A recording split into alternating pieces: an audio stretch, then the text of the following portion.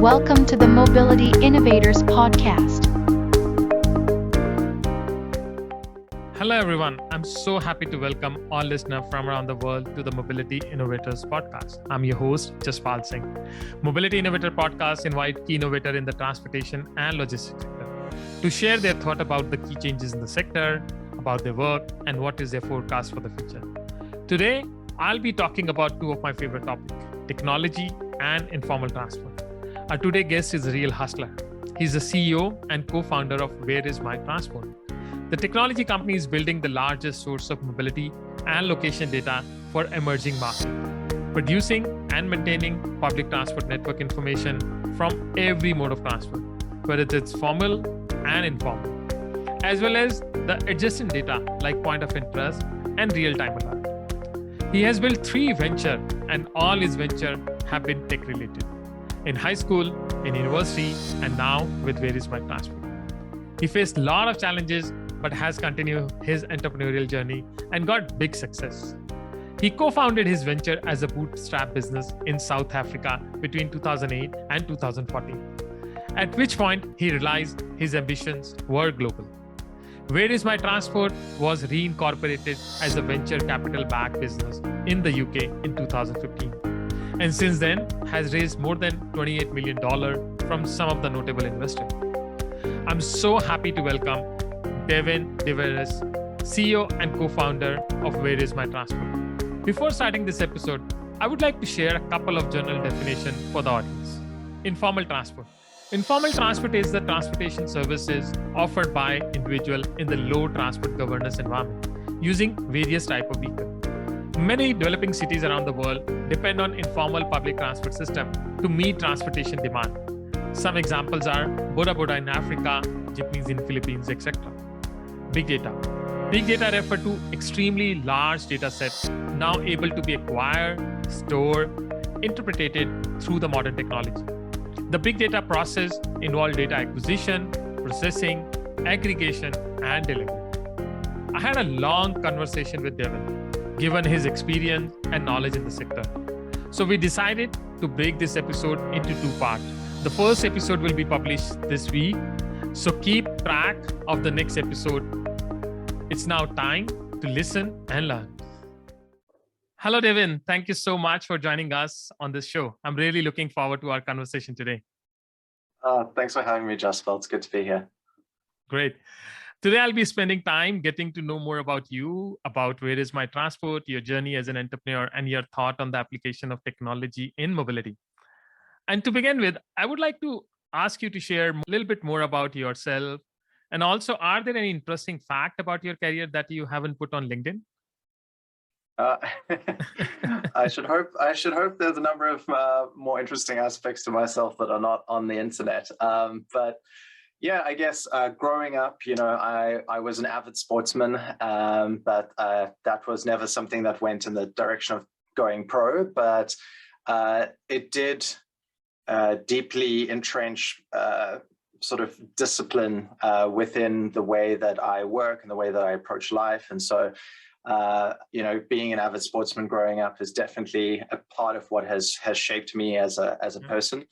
I also have a deep love of the act of building with purpose and the rate of learning that building requires. And so really for me, WhereIsMyTransport is a manifestation of that love of building with purpose. And as you know, I've mentioned to you before, this is my 3rd endeavor in life, but it's my first venture-backed journey. And the first one that's truly also gone to scale. So a completely different set of lessons and experiences.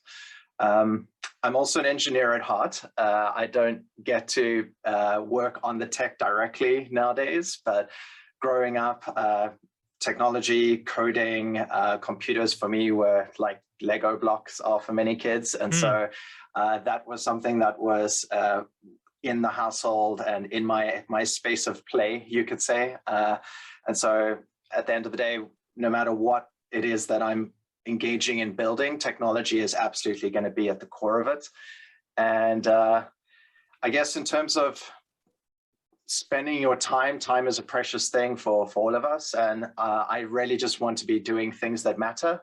And for me, things that matter sit at the intersection of working as a team, integrating technology, and rooted in emerging markets and aiding humans within emerging markets. So I think that's sort of the three-way intersection of also things that invoke and ignite that passion for me.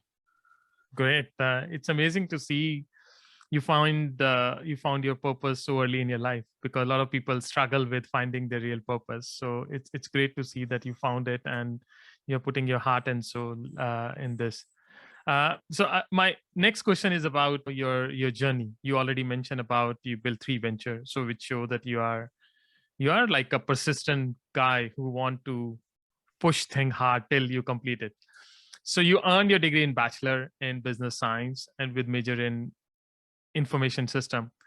And you were the team leader of a team which was in final round of Microsoft Imagine World Cup Rural Innovation Award, Innovation Accelerator Award, and Software Development Award, which show that you were always in technology. And you launched one of your earliest consumer product called Find My Way in 2012, and launched WhereIsMyTransport, which is today is in 2015. So I'm curious to know more about your journey from Find My Way to WhereIsMyTransport, and which user and problem do WhereIsMyTransport serve? Well, I mean, the journey for WhereIsMyTransport has been a long one. As you mentioned, it started under the auspices of a university thesis project, then went on to be a bootstrapped business for the first several years. And at some point, we made the transition into this is something we wish to scale up. And for that, we took on venture capital. And that's the journey most people read about sort of 2015 onwards. But you know, if I track all the way back to the beginning, perhaps not as articulately, you know, put out there into the world, but the purpose has been the same all along, which is to empower people everywhere to get where they need to go. I think the purpose statement in the early stages used to say empower people everywhere to get where they want to go. And we've just changed that want to need as a way of sort of underscoring that this is core to people's everyday life. And it's not a matter of a choice of mobility for them. This is the mobility that they rely on, public transportation. And that desire to enable a better quality of life for human beings that are reliant on public transport across emerging markets has always been the thing that has sort of underpinned the purpose behind WhereIsMyTransport and the group of people that it's brought together. And, you know, for people outside, I guess they will look at this journey and they'll observe sort of the different paths that we've taken, the different products that we've put out over the years. But ultimately, I think it's helpful to remember that all of this has been underpinned by a single purpose that has been unwavering, both for myself and for the business. And yeah, that journey has taken us, you mentioned Find My Way as an app. Actually, preceding Find My Way, there was I was going to say USSD, but it was actually SMS. There was an SMS-based version of a journey planner. But ultimately, we began with an app with the intention of helping people that are public transport users, commuters. We then moved on to building out a platform or an API, if you will, that provided information and services in the public transport space, and that did everything from providing passenger information systems through to running the signage at the stations and stops, through to operating the call centers where transit information was served up and managed, to these central data stores that governments and cities and operators and agencies would utilize to house all that transport data and manage it. And then we got to a point where in order to scale that platform, we actually needed to obviously put data into it. And what we were quickly finding was that was actually the inhibitor of being able to scale market on market. You can build all this fantastic technology, but if there's no good data to put into it, then there's really nothing for you to put out that is of greater or increased value.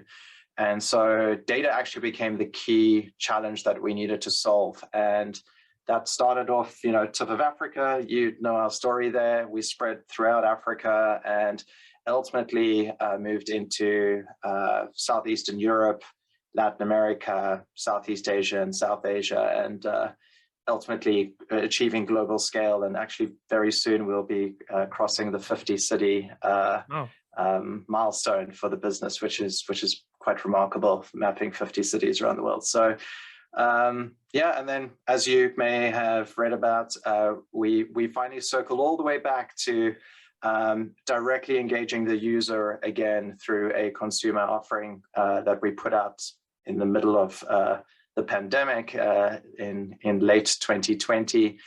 And that has been our effort to bring together all of the various data offerings, the platform technology, in order to drive an improved human experience on public transportation and in emerging market cities, and one where we're not accountable to building what we have done at a scale of many multiples, millions of users for different markets, where we put out these white labeled apps for cities and governments and agencies. But you could say they held the pen in terms of adapting the designs and how the products would ultimately manifest. And that often led to less than the best decisions being made in that product space. So it's wonderful to now be in a space where we are putting out a product that nobody but us are the people holding the pen for the features and how the product is crafted and how it drives the user experience. So I do feel like we've come somewhat full circle from trying to aid the user directly to working with operators, governments, and cities, to focusing on the data and the platform scale, and then coming back to the users again.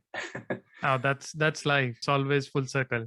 You come back to where you start. And I really like your mission, what you mentioned about empowering people so that they can go where they need to go. Because a lot of time in city, we forget a lot of these people don't have choice except the public transit. So they have no other choice but to use public transport. And you are actually helping those people to make the journey more comfortable and providing the real information to them. I love what you're doing.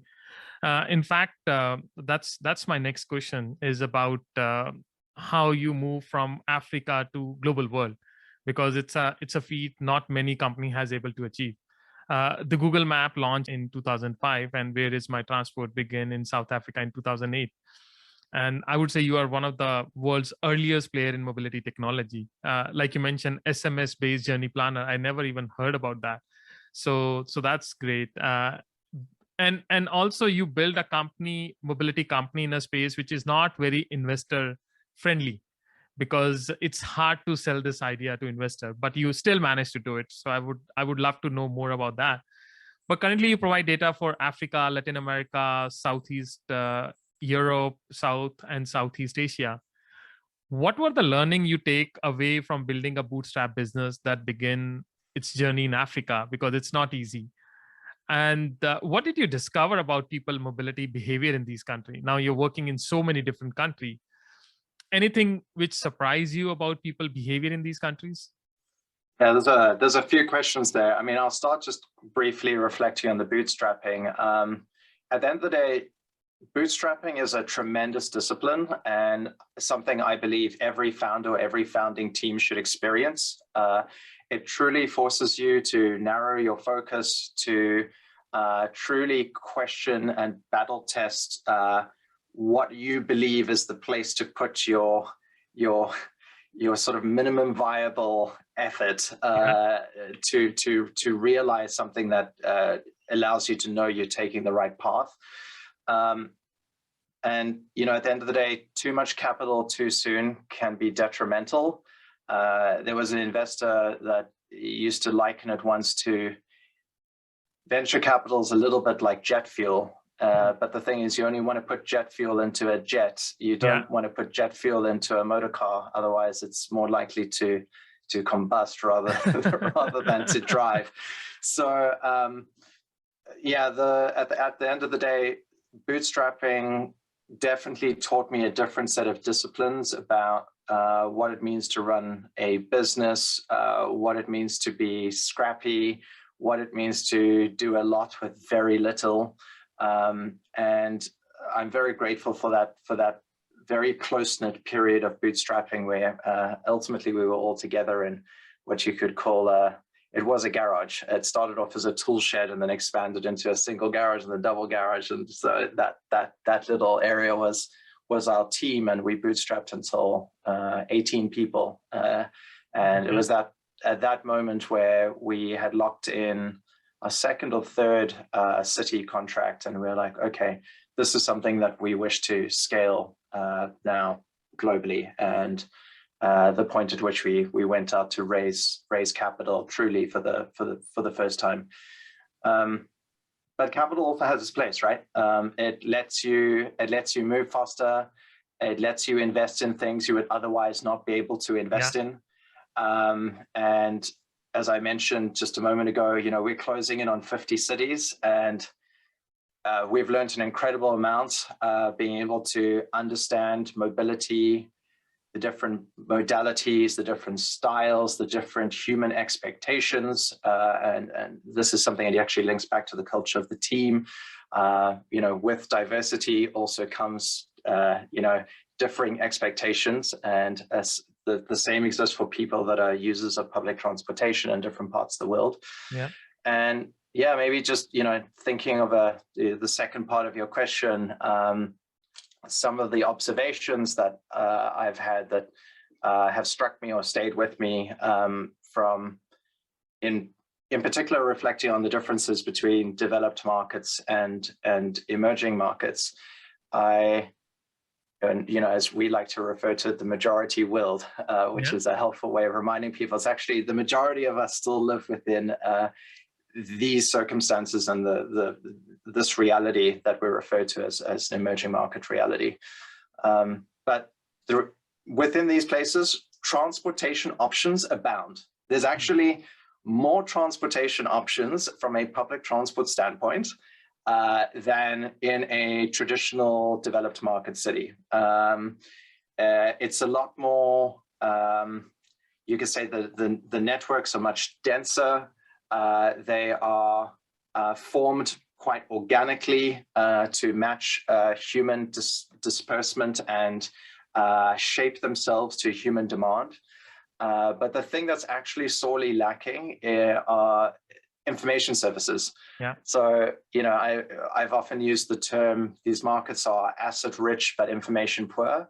And yeah, I would adapt that slightly and say they're option rich, but information poor. And so what information really has the power to do is to bridge that gap for people to understand what the options are. Because the mistake that we make is that when I am traveling across the city, when something goes wrong, that I know what all my options are around me. And you and I both know from spending extensive time traveling in and working in emerging markets, that's just not true.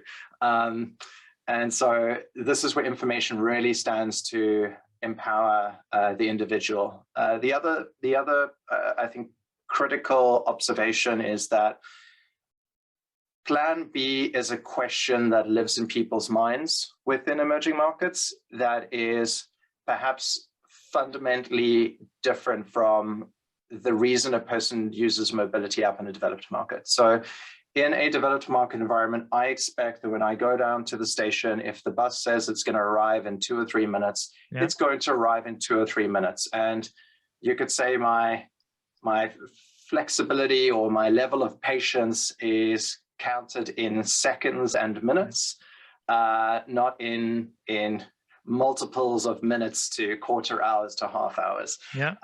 But within the emerging market context, the individual just would love to have just a bit of information about, is the vehicle coming? Is it coming within a half an hour time frame or a 15-minute time frame? And if the vehicle's not coming, what might my options be? Because the reality is, more than 50% of the time, your plan A doesn't go to plan and you have to revert to a plan B. And that's a fundamental difference within these markets. And so once again, it doesn't mean putting more buses or more trains or more minibuses onto the streets. It just means like, how do you make the information of this very transport-rich environment available so people actually understand how they can alter their journey to have a reliable alternative plan available to them. And yeah, I think the last thing that's worth reflecting on is just the average time that the individual spends in transit on a daily basis is it is significantly longer than what you experience within a developed market environment. We often within the business will refer to people in developed markets as there and back again commuters. Anything from half an hour to an hour in, half an hour to an hour back. And for many of us that are more privileged, we just get to sit behind our cameras like this and work remotely. Yeah.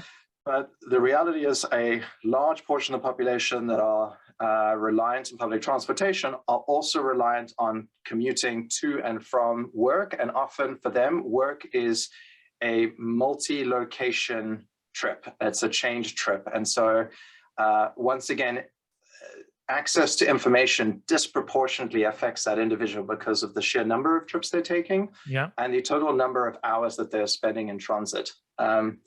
But I guess one of the other ways to look at this is that it does mean that this information stands to affect a disproportionately large part of a person's day, and it is relevant to a disproportionately large part of the commute or the individual's day within these markets. And so that's also a tremendous opportunity for private companies, technology companies, and the likes to be able to service that human need by leveraging that information.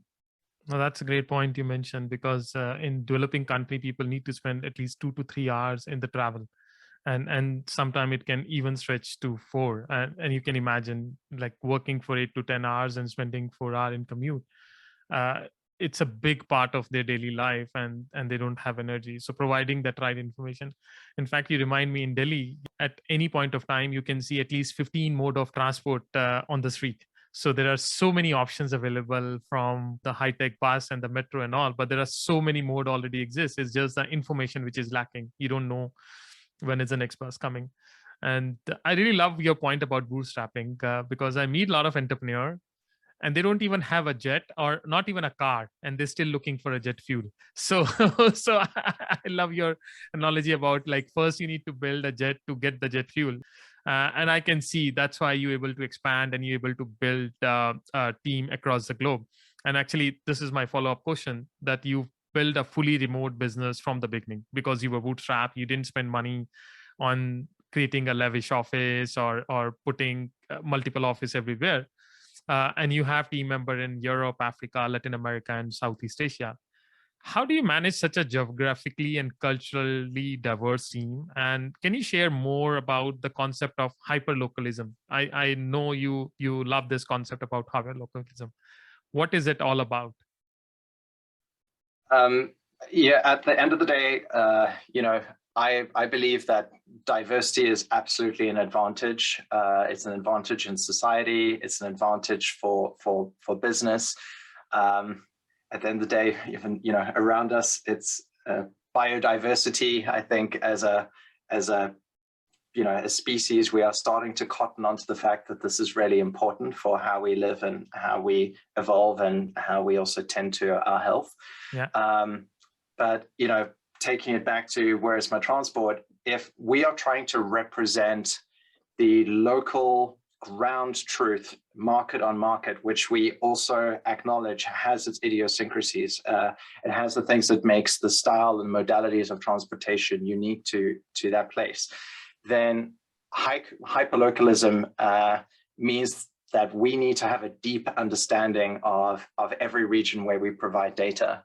And that means that has to be part of also our business operations and how we run our teams. And so we write down to the individuals that are collecting the transport information that we work with in the market, the gig mappers and collectors. We will actually deliberately look for people that are active public transport users, regular public transport users, people that have typically grown up in that city, and who will even look for people that are geographically dispersed across the city, because as you know, especially in some of these really large sprawling cities, you could live there your entire life and still have only explored a small subset of the overall city network. And so we really try and capture that hyper-local knowledge in the way that we even choose the people that make up both our gig mapper team as well as the full-time team that then stays on following the mapping. And similarly, that comes into play when you're managing a global team. Because for us, we have an incredibly diverse team of people all over the world, and with diverse cultures also means that people come with different expectations.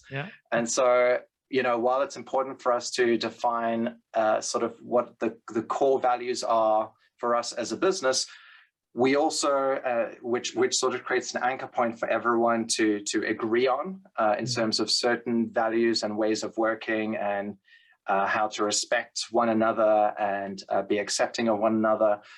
It also means that we need to have a certain degree of flexibility and patience in how we work together and how we work with one another. And so, I think at the end of the day, we've also been fortunate to have some investors that have been very supportive and even, beat that drum of reminding us of the importance of building diversity throughout the business. And there are still areas where I would love for us to continue to strengthen that, but in some ways, the pandemic actually accelerated our transition into an even more diverse team. And I guess sometimes I just try and remind people in the business when, as you can imagine, as with all good things, when everyone's passionate and they're working together, people knock heads. And I just try and remind people that, try and approach with a mindset of best intentions and aiming to understand the other. And when you create that space and you approach in that manner, you allow room for ideas and difference to germinate and come together, and often land you with something stronger than what you would have had if you had just kept to your personal views. So I realize we've taken a bit of a right turn there, but I really believe that hyperlocalism plays a strong role both in how our business is able to produce such exceptional data quality and data offerings that is just way ahead of everyone else. And that actually is in a number of ways bedded in that love of diversity. That's great. That's a DNA of your company, the love of diversity, not for customer, but also for employee. And I agree with you. A lot of time we see people or things from our own lens. We need to sometimes change our lens and look at from other perspective. And the culture is very diverse across the globe. I see in some country, raising question is a good thing. And in some countries, raising question is a bad thing because they feel like, how can you question me on different thing? And in some country, if you don't question, they feel like you're not able to understand or you're not working hard. So it's very important to have that anchor point. I love your notion about that anchor point.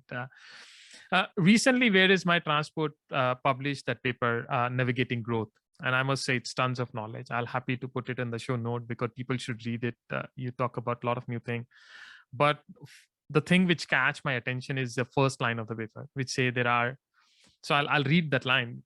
There are several major lessons from the evolution of both technology and mobility over the past 10 years, and that are likely to have an impact on their collective future in the both developed and emerging market, which is great. It means that what we've seen in 10 years will have a bigger impact in next 10 years. How do you see the next 10 years will be different from the past, and how technology will change the future of mobility, especially in emerging market? Because a lot of time we think it's only the developed world, but I think the technology will have greater impact on the emerging market, which is your main area. And what role will WhereIsMyTransport will play in this transformation? Well, I'm going to obviously take the more emerging market view on this, given that that is where a lot of our focus has been, or should I say all of our focus really has been centered over the entire life of the business. Yeah. But we've always been motivated by making the invisible visible. And I genuinely believe, as a starting point to your question, in the next 10 years, the invisible will be visible in emerging markets. And I mean, isn't it overdue, right? I long for the day when the top 5 mapping products that are out there, all of the apps which I have on my phone that I can, just as when I fly to the US and I fly to Europe and I fly to, Japan and other places, I can take out the phone and I've got not just driving directions there, but I've actually got all of my transit and mobility options available for me. But this is just not true today for any of the mapping products that we use, because ultimately they've been designed largely for people that are trying to find restaurants and bars and drive their car. Those have been the primary users of many of those products. And so I really believe that within the emerging markets, this presents an incredible opportunity. We've put out the numbers before, but on the conservative side, we've spoken about 2 billion users of public transport. I know recently we tallied up some newer figures that were put out by UN and other organizations, and the figure is actually just shy of 3 billion users of public transportation across emerging markets. And that's an incredible opportunity for any business seeking to grow their user base and to approach these new internet users in high growth markets. And so, I really believe the information availability and reliability, that is a fundamental step change that is going to happen across these markets over the course of the next decade. I also think that there are a number of technological changes that are set to mirror the on-the-ground situation in emerging markets. So I'm thinking of decentralized tech that is matching the decentralized nature of mobility and the economies in which this mobility operates. And I think that can lead to some powerful incentive models that we have not yet seen and that we have not yet been able to tap into. And I really think that that is an area where we don't know what it will look like, but I believe that that is an area that's set to transform. So how business models and incentive models operate within these markets. At the end of the day, public transport is here to stay, and hopefully also something that will grow. And I think where technology can really stand to help is to bridge the gap between the supply and the need. As I mentioned, these markets are not transit poor; they are transit rich. They have more optionality because they are also a mixture of state-operated transportation and let me call it community-operated transportation. And incredibly, this is actually profitable community-operated transportation as a really important point. People forget that all the government-operated transportation is subsidized. And incredibly, in these markets, you have these decentralized, demand-responsive transportation networks that are privately operated and are profitable. I mean, that is an incredible collection of facts that people conveniently overlook. So technology really stands to bridge that gap and create some incredible efficiencies that are, it doesn't take a rocket scientist to work out that there are a remarkable number of efficiencies that can be extracted from how that network already operates, just given those points that I just listed a moment ago. And I think, to maybe close our thought on this, at the end of the day, what motivates us at WhereIsMyTransport is not going to change. We believe that information has the power to truly transform the experience for users of public transportation, and that is core to our work, and that is something that we also need to remember is proven in many of the markets and is no less true within the majority world markets. And so I really believe that this making the invisible visible and creating greater accountability and ownership around this information so that the experience of public transport can be less laced in uncertainty and more dignified for the individual who spends this disproportionate part of their day using it, I really believe is something that will greatly benefit society. That's great. I love your point about making invisible visible in next 10 years. And you are absolutely right. The decentralized technologies, a lot of other technology, like if I look back 10 years, nobody thought about the user smartphone the way we are doing right now. Nobody ever imagined that it will become part of our life so much that you can't think of anything else beyond your mobile phone or smartphone. You're doing your banking, you're ordering your food, you are ordering your clothes, you are ordering everything through your smartphone, you are connecting with people with their smartphone. So it's you never know how the next 10 years will look like.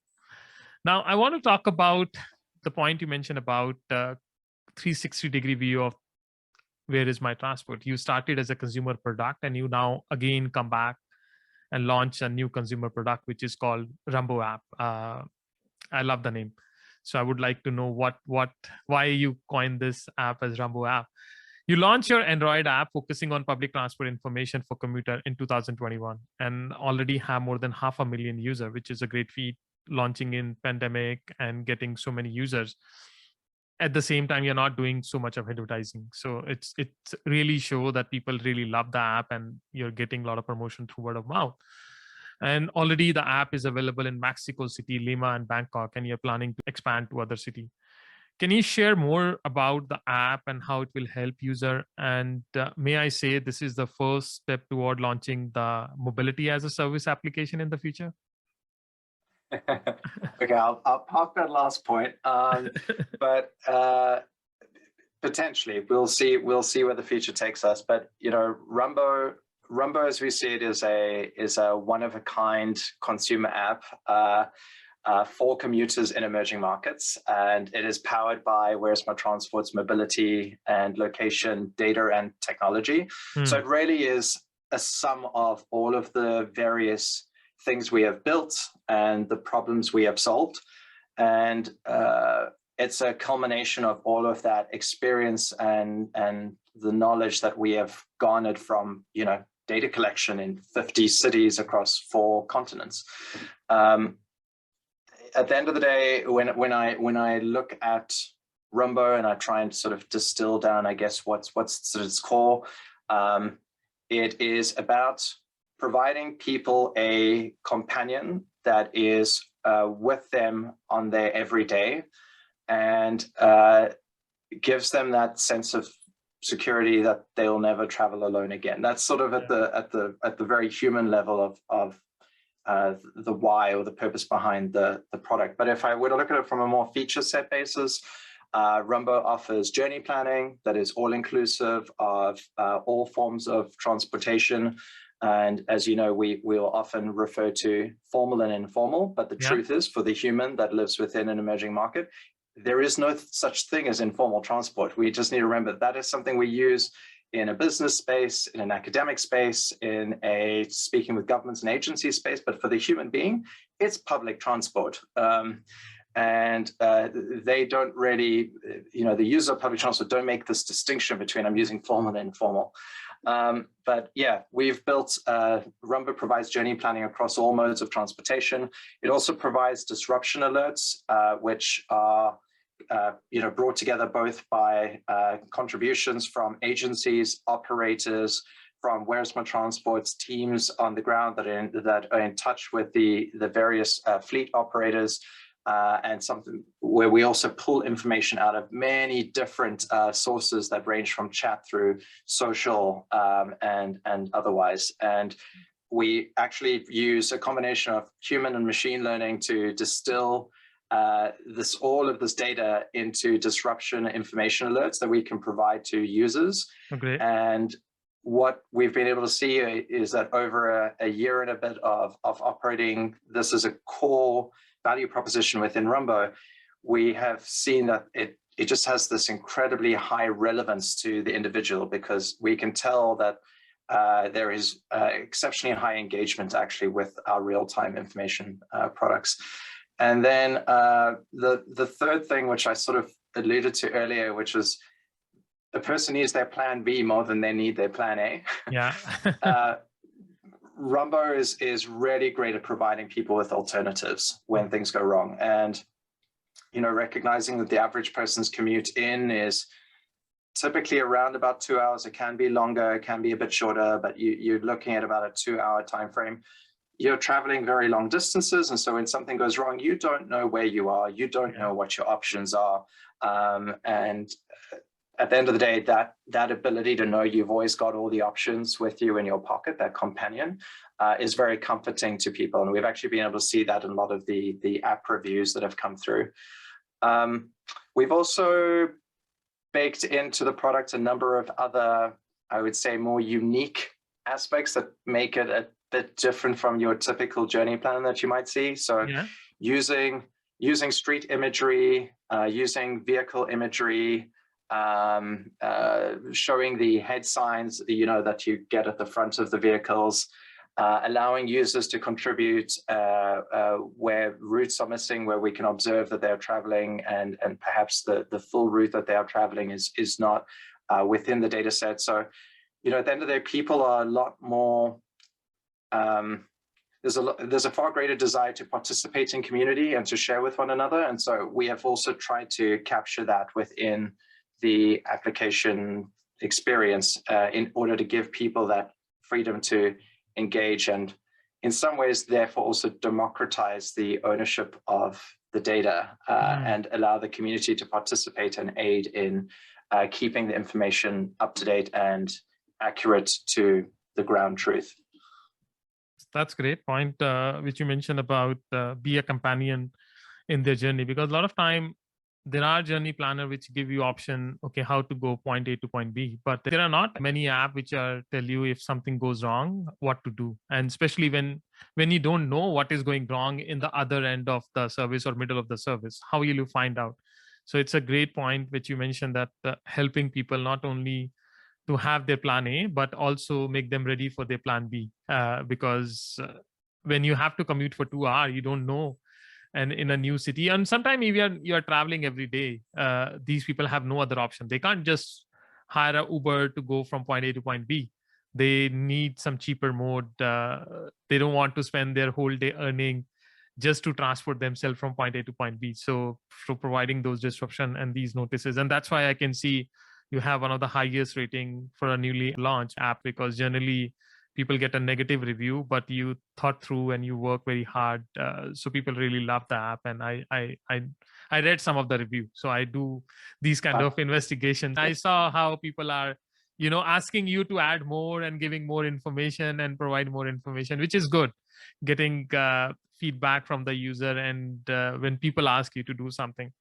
So great, congratulations on that. You mentioned one important point earlier, which is that more than 2 billion people are using public transport in emerging market. And in fact, you mentioned now it's 3 billion. So you added 50% more users, which is true, because a lot of these people are dependent on public transport in emerging market, and sometimes we ignore them. But the other key thing which we always ignore is that most of these users are female traveler. In fact, in developed market, it's around 60% of the users are women traveler. And I would be curious to know if you have any gender related data on emerging market. But my main point I want to ask you is that WhereIsMyTransport is working with TUMI to decode women mobility experience across 3 African cities, which is amazing. I'm looking forward what will come out of that. I would love to know more about this project, what you are doing with TUMI, and are you planning to expand it to other cities? What is your long-term vision for women in mobility? So actually, this is an incredible initiative that has been driven by a very, very strong research team that we have within the business. And, you know, that team is also looking for how else might they stretch the business's frontier to have impact? And this is a perfect example of a way in which the business, through its data, through its capability, can have impact. But at the end of the day, WhereIsMyTransport's primary focus has been on infrastructure, so public transport networks, the informal economy, and data relating to that space. So we haven't actually produced gender-related data from those that are using and operating these services before. However, as I mentioned, because we have this incredibly talented function internally that is also very motivated to do work in this women's advocacy space, specifically within transportation, we were fortunate to be able to get this project with TUMI and work with them on collecting data on the woman's experience within public transport. And the cities that we're doing this work in are Nairobi, in the region of Gauteng, which is more a collection of three major cities and three pretty large cities, additional pretty large cities in that region, so sort of 6 cities, and then Lagos in Nigeria. And the study has adopted a user-centric and ethnographic research approach in data production. And the sort of way that we have gone about extracting these deep insights on the motivations of women using public transport is a combination of surveys and workshops and ride-alongs. And the team has also been very careful to not just type one type of woman, if you will, but try to really get a diverse sort of set of experiences. And so, we've got about 200 participants in each city that we are interviewing. So I think in total, there'll be about 600 participants that'll be interviewed as part of the research study. And they'll range from students through merchants or informal traders, through to working professionals and mothers. And that's obviously not the full band, but just to give you a sense of sort of the diversity within the set of participants. And I know that the team over at TUMI are also looking to scale this to other cities, both in Africa and globally. And, hopefully we can be part of helping them create the first database of its kind on women's usage and behavioral patterns in public transport. So it's an exciting piece of work, and it's really great that our team is getting to really get this out of the blocks and onto the track as something meaningful. That's great. And you rightly mentioned it's important to have that diverse audience, because the travel pattern for women is very different, and they need to do many more trips than us. They need to complete their mother duty. They need to complete their homemaker duty. They have to sometimes work in the offices. So they have to complete their professional duties. So they have to take 3 or 4 journey in a day to complete all those trips. Very different to the male counterparts, right? The sheer number of change trips that women have to do versus men is just night and day. So the exposure period is also much greater. No, I'm looking forward what will be the outcome of that study, and see what are the key learning which other city can adopt from the city, and how it will be expanded. Now let's talk about the latest technology which you mentioned about decentralized technology. So Web3, blockchain, and NFT. How do you envision these technology can use in fragmented mobility services? I mean, there are a lot of use cases we talk about in developed market and in the formal public transport, but how do you see these technology can be used for these informal setting of transport in emerging market? In your paper, you mentioned about some potential cases. I read about that. One was secure offline ticket payment, which I'm curious to know how to do that. And then you mentioned about NFT transit passes in MaaS deployment, royalty for user-generated content, which you mentioned democratizing the data, like users should own the data. And in fact, we did a podcast on this, blockchain in mobility. But I would be very curious to learn your perspective on this. And what are WhereIsMyTransport future project around these technology, if you want to give a brief glimpse about that? So yeah, the blockchain space is, as I think I mentioned in my part of the paper, is unfortunately everyone sort of notices can I call it the red flag over here distracting us all, which is the crypto hype and the tokens and all the rest. But if you're able to just step back from all of that and look at what the underlying technology can enable, it's a little bit like when we had the advent of the internet and people didn't really understand all of its applications. I mean, there's some remarkable interviews if you go back to the 90s and look up sort of CNBC interviews on people trying to discuss what the @ sign, what the @ sign does. And it's remarkable. You fast forward to today and you've got, a 2-year-old understands what that is. And so I feel the same way about the space of blockchain and Web3. Yes, there's a lot of hype. There will be a lot of stuff that will just be flavor of the month, flavor of the year, and it will drain away with time. But out of this noise, out of all this activity, there are also going to be many new changes that will underpin big macro shifts that we will see in many different sectors, and transportation is no different. I think I mentioned ticketing as one of those areas. I've seen work that's been done in the space where startups are looking at how do you provide ticketing regardless of the phone type that an individual is using.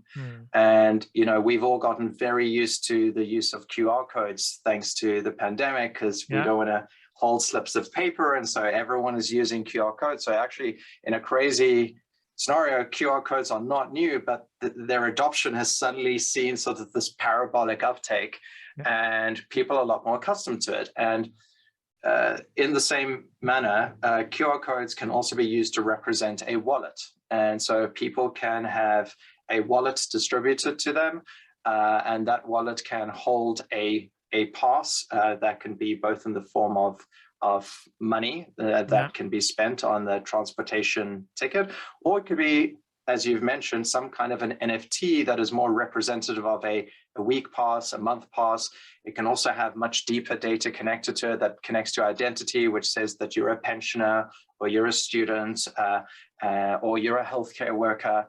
And so that can provide you certain kinds of access that today is very, very hard for governments to distribute. I mean, we just look at sort of these, if I can call it, social grants that the US put out, and the UK in its own way did as well. And the incredible amount of wastage that occurred. Yes, a lot of people were helped, but there was also a massive amount that just sort of drained away all that was abused. And you can actually avoid a lot of that through the application of this technology, while still not taking away the good parts, which is that you do want to provide social support to certain people within society, and leveraging this technology will make that a lot more possible. So, I've touched on the fact that a wallet can be as simple as a sticker on the back of a feature phone, and you can use that to interact with the reader and the terminal. And so you don't need to be online for that to happen. Just the reader needs to be, and even there, the reader could actually batch the transactions for when it goes back to the hub. Similarly, we've touched on how NFTs can be used to have different traits that can govern what a ticket, what a pass allows you access to. And then we speak about, I'm not going to go into the differences between Web 1, Web 2, Web 3 now, but we've come from a world where in the Web 2 world, these centralized platforms own all of the data that we contribute to them, where you're talking about Facebook or Google or Twitter, wherever it is. All of that content that we're putting out is no longer our content once we put it out. It is the property of platform X. And as we move into this Web3 world, and I mean, we shouldn't kid ourselves, the existing Web 2 incumbents are not going to give up that hold easily. And if anything, they will likely ultimately adopt these Web3 frameworks. But, to the book, The Innovator's Dilemma, they're not going to be the first movers in the space. They will, once they see a working model, they will leverage their existing distribution to be able to make that model available at scale and likely, pass any of the new market entrants. But at the end of the day, if there were a way for users to be not just incentivized, but given something meaningful back for their contributions, whether it is contributions of POIs and landmarks or contributions of updating the transit information that is not owned by any one central authority, but is sort of, as I said, in many ways operated by the community. And people can be remunerated in some meaningful manner, not necessarily monetarily, but something that is fungible and meaningful. That is within the essence of this Web3 world, where you have some degree of ownership, but you are also able to reap the rewards of your contributions. And I believe that when we look at the solutions that are going to hopefully solve this future that we are moving into within emerging markets, to the point that we spoke about earlier, with there will be a lot of room for efficiencies and optimizations within the business models. I fundamentally believe that this technology will allow the flow of value to occur in ways where we couldn't create sort of multi-party alignment and trust between all of these stakeholders.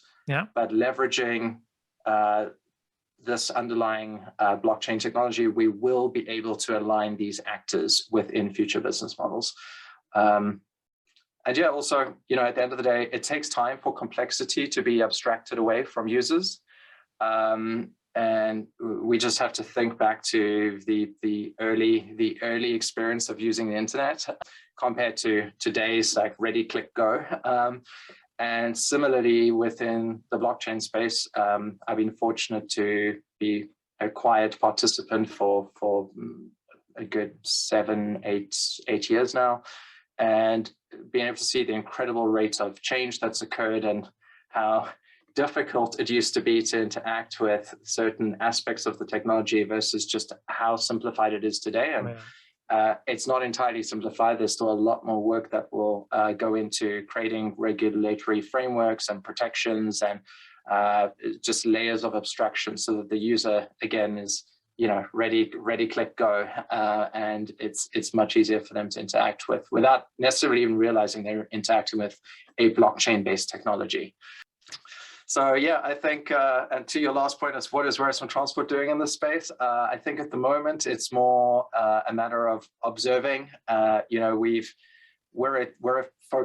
a business that's focused on the data, and when it comes to future technological innovations, we as a technology company are obviously constantly testing and looking for opportunity. So all I guess I can say to this is watch this space. Yeah. Or I would say there'll be a lot of invisible will be visible in next 5 years. So we will see a lot of these things which are not visible right now. A lot of people have skepticism about the whole thing will go away, and we'll see the underlying technology, how decentralized can help. And probably we'll have a Rumbo app with the blockchain technology helping user to crowdsource the data and get some benefit out of it. That would be a fantastic application, yeah. Look forward to that. Thank you for listening to this episode. We will be inviting some other inspiring guests in the coming week. You can subscribe to this podcast online to get the notification for the next episode.